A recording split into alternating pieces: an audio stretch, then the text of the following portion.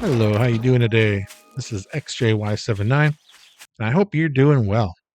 Now, I was originally making this video a few months ago trying to show people how I play mods and things like that.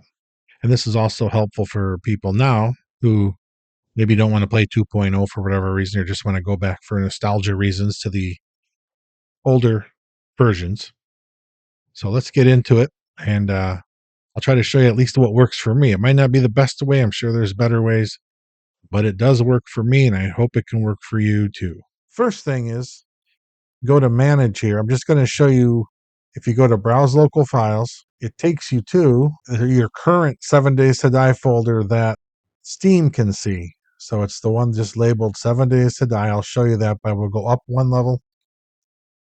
These are all the 7 Days to Dies in there. So this is the current one that we just jumped out of.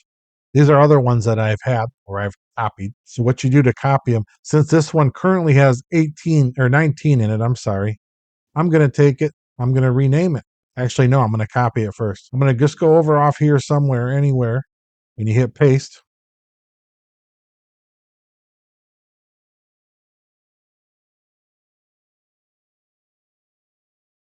Okay, so you see down here it put a copy.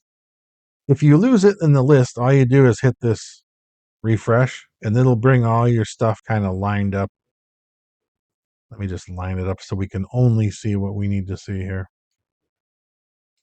And we have copy. That's the one we just did. There's the original with 18 and or 19, and this one's there. The current one with 19. So I'm actually gonna delete. Alpha 19. There we go. To run these, now I'm keeping them in the same folder, which is common. So if I jump into this, it's going to be the same. Everything copied over. If you just double click on pretty much any of these, the launcher is the one I usually use. It shows you all the little setup stuff. It'll run the game like normal. You just double click like normal. But the other thing I do like to do, and I don't know if I have space for it there though, but I will show you. Pin to start.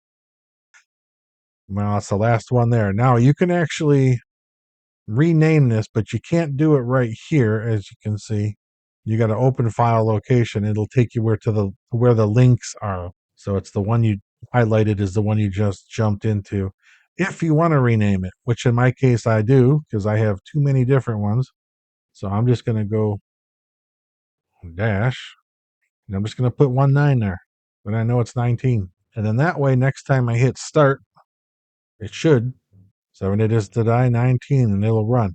So that's how you do that if you want to put it in your launcher.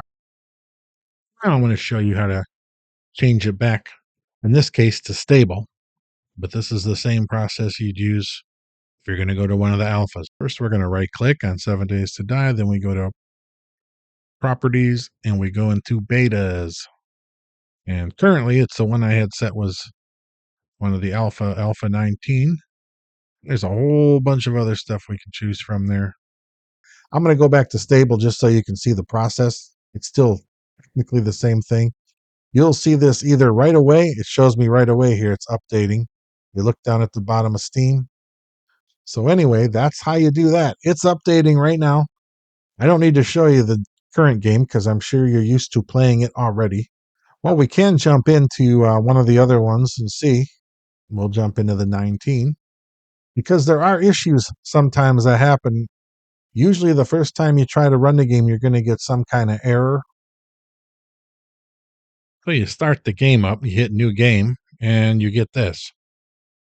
Fortunately, you can type in shutdown in the little drop down menu there, and it should shut down.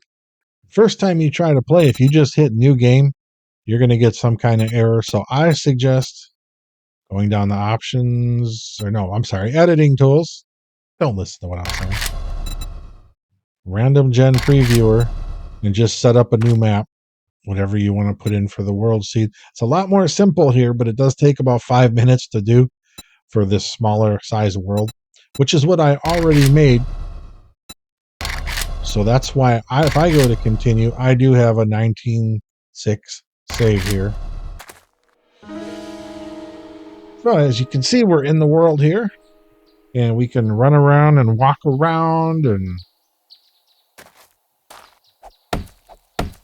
I did build this, and now I can break it. Oh, that old sound for when something breaks. And I have a whole video I did the last time I set this up, but we had an issue with the sound. So there will be some of those cuts of this in there. That's why I already had found Blunderbuss, which I don't even remember using. So like I said, 19 came out. I was first playing the game on 19, and then like within a week or two, it changed. So if I had a Blunderbuss, I really don't remember. I don't have much recollection of it. I remember it was in the game, but whatever. It was fun.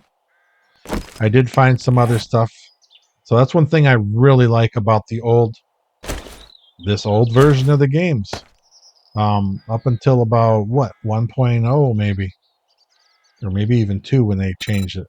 You could find a lot more cool stuff randomly. Look, I found 3 gold nuggets. I found some armor.